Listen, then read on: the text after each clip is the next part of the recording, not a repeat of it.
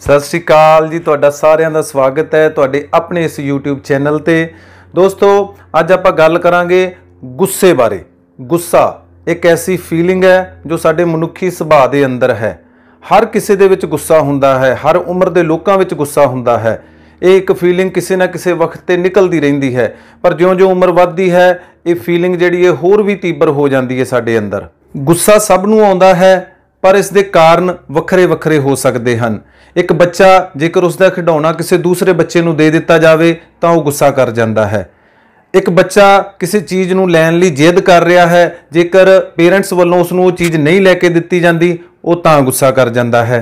कई बार की हुंदा है कि सड़क ते जांदे होए, गड्डी चलाउंदे होए कोई गड्डी ओवरटेक कर जाता है तो कईयां नूं गुस्सा चढ़ जाता है। घर दा गेट खोलण विच थोड़ी देरी हो जाए तो बाहर खड़े दा पारा चढ़ जाता है। किसी गल ते हुई बेइज्जती वो भी एक गुस्से का कारण बनती है। सब्जी विच नमक घट जां वध होण करके कई बार नौबत तलाक तक पहुँच जाती है।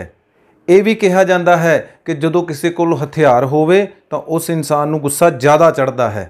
घर विच आर्थिक तंगी ये भी एक गुस्से का कारण हुंदी है। घर वेले बैठे रहण वाला मनुख सारे परिवार के मैंबरां दी अखां विच रड़कदा रहिंदा है, हर कोई उस ते गुस्सा करता है। सस नूं नूंह दे कीते कम्मां ते गुस्सा आउंदा है ते नूंह नूं सस दी कीती नोक झोक ते गुस्सा आउंदा है। दफ्तर विच बॉस अक्सर जदों किसी कर्मचारी की गलती ते उसनूं गुस्से हुंदा है तो वह अपना गुस्सा घर आण के अपनी घरवाली ते कढ़दा है। घरवाली अपना गुस्सा गां नौकरानी ते कढ़दी है जां बच्चियां ते कढ़दी है। हुण नौकरानी अपने घर जाके अपना गुस्सा अपने किसी पालतू कुत्ते ते कढ़दी है जां किसी पालतू जानवर ते कढ़दी है। कई बार ऐसियां घटनावां हो जांदियां हन कि बंदा गुस्से विच आण के किसी दा कतल तक भी कर दिंदा है। ये एक पल दा जोश किसी दी जान लै लैंदा है। जेलों विच कई ऐसे अपराधी सड़ रहे हैं, कई ऐसे अपराधी जेल कट रहे हैं, सज़ा भुगत रहे हैं, जिन्हां नाल जदों गलबात की जाए तो अक्सर कहते हैं कि वह गुस्से विच आण के यह गलती कर बैठे। इस तरह गुस्से विच कीती गई गलती करके जो उन्होंने अपराध किया हुंदा है उस करके अपनी जिंदगी का सुख चैन शांति आज़ादी खो बैठते हैं और सारी जिंदगी एक नरक भरी जिंदगी बिताउंदे हैं। ऐसा कई बार हुंदा है कि कई बार इंसान गुस्से विच आण के एक छोटी जी गल पिछे अपनी मैरिड लाइफ तबाह कर लेंदा है। पति गुस्से विच आण के घरवाली ते हथ चुकदा है, पत्नी गुस्से विच आके पेके चले जाती है, पति फोन करता है उसनूं फोन ते माड़ा बोलता है, पत्नी उसनूं माड़ा बोलती है, तो इत्थों तक नौबत आ जाती है कि तलाक हो जाता है ते बच्चे रुल जाते हैं। कईयां घरां विच गल-गल ते लड़न वाले परिवारक मैंबर अपने परिवार की शांति भंग कर बैठते हैं। उच्चियां पोस्टां ते काम करन वाले अधिकारी अपने किसी उच्च अधिकारी की थोड़ी जही झिड़क तो गुस्सा खा के रिजाइन कर देंदे हैं ते अक्सर वो लोग पछताउंदे देखे जाते हैं कि एक छोटी जही गल ते गुस्सा करके मैं रिजाइन कर बैठा ते अपनी बाकी की जिंदगी तबाह कर ली। घरदियां तो गुस्से हो के कई बार कोई व्यक्ति जहर पी लेंदे हैं जां आत्मघात कर लेंदे हैं, कोई फाहा लै लैंदा है।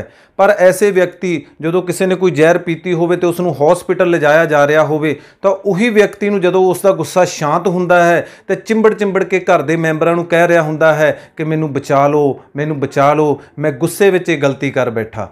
पर उदों तक कई बार बहुत देर हो चुकी हुंदी है। इस छोटी जी फीलिंग पल भर की फीलिंग दे करके कई लोग अपनी जिंदगी गवा बैठते हैं। इस सब कुछ हुंदा किस दे कारण है? गुस्से दे कारण। इसलिए तो सही कहते हैं कि गुस्सा अकल नूं खा जाता है, गुस्सा मनुख की उम्र घटाउंदा है।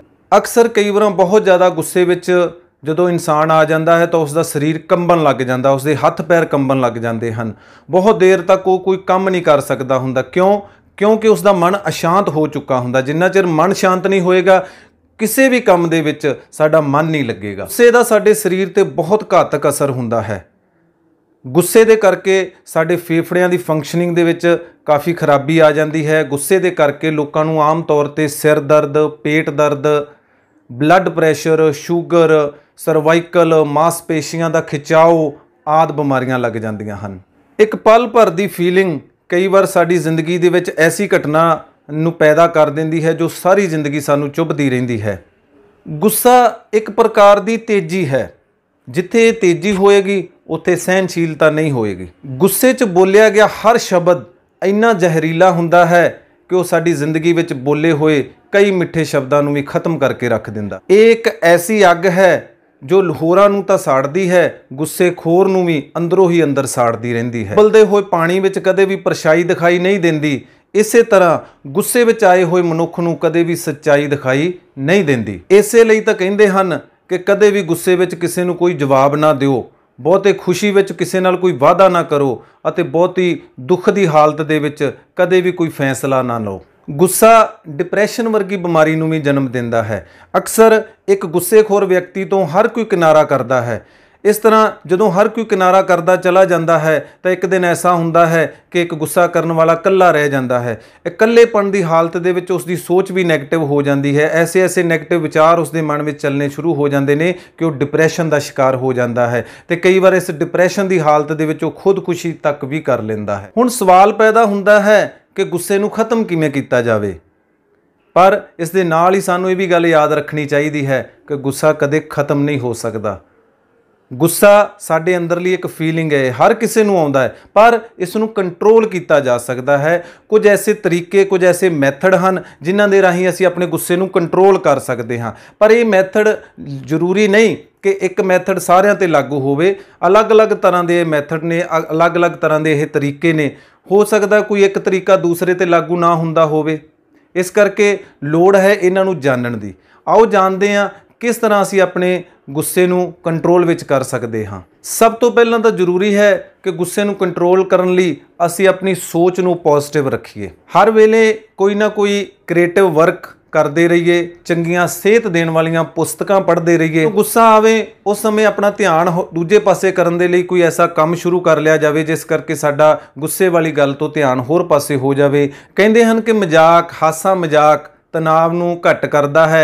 इस करके जरूरी है कि जेकर किते गुस्सा आउंदा है तो जाके किसी यारां दोस्तां दी महफिल दे विच बैठिए, किसी आंढी गवांढी कोल बैठ जाइए, जिस करके साडा गुस्से वाली गल तो ध्यान होर पासे हो जाए। आम तौर ते एक सिंपल जिहा तरीका अपनाया जाता साडे घरां दे विच कि जेकर गुस्सा आउंदा है तो उसनूं फ्रैश ताज़ा पानी पीना चाहिए है, जां कह लो कहंदे हुंदे आ कि ठंडा पानी पीना चाहिए। समय ते खाना खाओ, समय ते सोवो, समय ते उठो, सैर करो, सवेर शाम की सैर करो, शरीर दे विच एक नवी एनर्जी पैदा हुंदी रहिंदी है। योगा या मैਡੀਟੇਸ਼ਨ करन नाल भी गुस्से ते असीं कंट्रोल कर सकते हाँ। सानूं इन्हां तरीकिਆਂ नूं भी अपनाउणा चाहिए है। जेकर मन अंदर कोई गुस्से की फीलिंग आ रही है तो कुछ देर लिए एक लाइट या म्यूजिक भी सुनिया जा सकता है, जिस करके साडा ध्यान होर पासे लग सकता है। कदे भी गुस्सा होने ते किसी नशे का सहारा नहीं लेना चाहिए। अक्सर कई बार लोग सोच लेंदे ने कि अज मैं बहुत टेंशन विच हाँ, अज मैं बहुत गुस्से विच हाँ, हो सकता है मैं नशे का सहारा लैके अपने आप नूं थोड़ा रिलैक्स फील कर सकां, पर नहीं।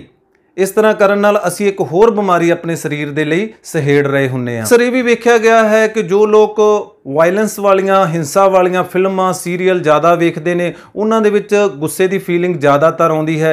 इस करके कोशिश की जाए कि कॉमेडी शो देखे जान, हासे खेडे वाले शो देखे जान, इन्हां वायलेंस वाले सीरीयल्स नूं, फिल्मां नूं अवॉइड किया जाए। अपने काम नूं पूरी लगन ते ईमानदारी नाल करो। हो सके तां थोड़ी बेइज्जती सहनी भी सिखो। अक्सर मनुख गलतियां दा पुतला है, किसी ना किसी मोड़ ते किसी ना किसी वेले साडे कोलों कोई गलती हो जाती है।